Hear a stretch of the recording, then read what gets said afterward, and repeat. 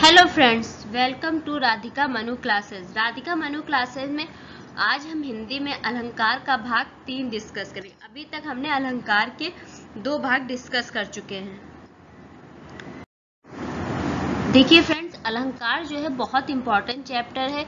इससे कई क्वेश्चन आते हैं। अगर आप इसको ध्यान से समझेंगे और अच्छे से इसे पढ़ेंगे तो इसमें आपको कोई डाउट नहीं होगा। और हर एक उदाहरण में अगर आपने अच्छे से परिभाषा पढ़ी है, उसकी अच्छे से उसे समझा है, तो आपको उदाहरण पहचानने में कोई दिक्कत नहीं होगी। जैसे देखते हैं हम आज अर्थालंकार।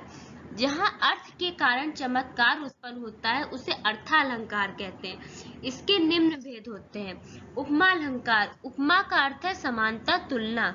जहाँ उपमेय में उपमान से समानता प्रकट हो वहाँ उपमा अलंकार होता है, अर्थात जहाँ उपमेय में उपमान से समानता प्रकट हो। उपमा अलंकार के 4 अंग होते हैं। उपमान, जिसके द्वारा उपमा दी जाती है। उपमेय, जिसकी उपमा दी जाती है।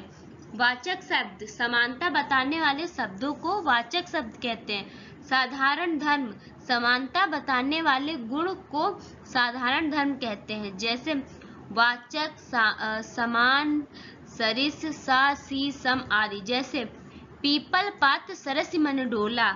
इसमें पीपल जो है उपमान है। उपमान का क्या, इसके द्वारा जो है उपमा दी गई। पीपल पाती और सरस वाचक शब्द है। जैसे मैंने भी आपको बताया, डोला उपमेय है क्योंकि उसकी उपमा दी जा रही है। दीप सा मन जल चुका है। नोट, उपमान का गुण साधारण धर्म होता है। आगे हम दूसरा देखते हैं, रूपक अलंकार। जहां उपमेय में उपमान का भेद रहित आरोप हो वह रूपक अलंकार होता है। इसकी पहचान क्या होती है? उपमान और उपमेय दोनों साथ रहते हैं।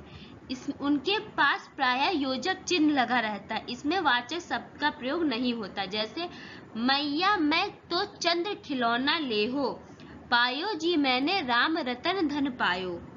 तो चंद्र खिलौना के बीच में योजक शब्द लगेगा और राम रतन के बीच में भी योजक चिन्ह लगेगा।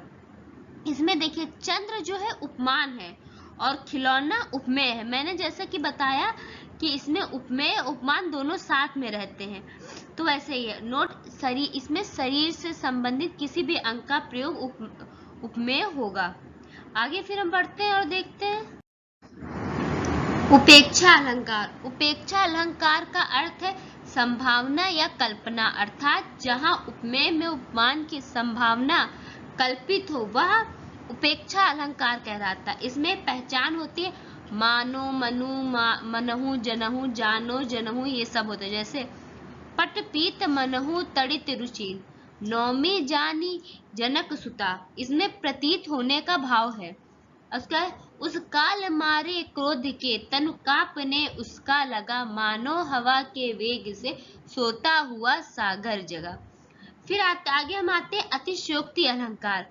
देखिए, इसके शब्द से ही इसकी परिभाषा हम जो है समझ सकते हैं। अतिशयोक्ति का मतलब होता है बढ़ा चढ़ा कर कहा गया कथन, अर्थात जहां किसी बात का कथन, वर्णन लोक सीमा से बढ़कर प्रस्तुत किया जाए वह अतिशयोक्ति अलंकार होता है। जैसे हनुमान की पूंछ में लग न पाई आग, सारी लंका जल गई, गए निशाचर भाग। आगे नदियां पड़ी अपार, घोड़ा कैसे उतरे पार, राणा ने सोचा इस पार, तब तक चेतक था उस पार। तो ये हमारे जो कुछ बढ़ा चढ़ा के इसको बताया गया। जैसे धनुष उठाया जो ही उसने और चढ़ाया उस पर बाण, धरा सिंधु नभ कांपे सहसा, विकल हुए जीवों के प्राण।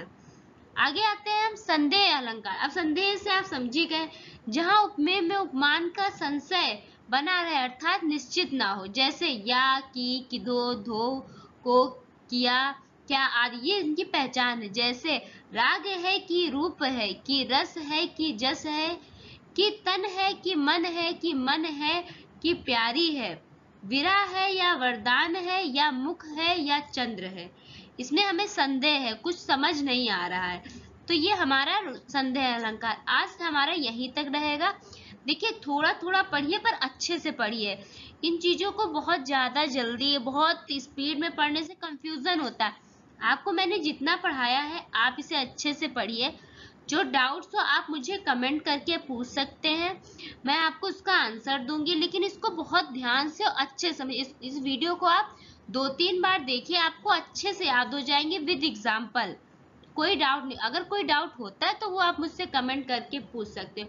और प्लीज इस चैनल को ज्यादा से ज्यादा लोगों तक शेयर करिए, जिससे लोगों को प्रॉफिट हो सके इससे। और इसे सब्सक्राइब करिए, शेयर करिए, लाइक करिए। Thank you.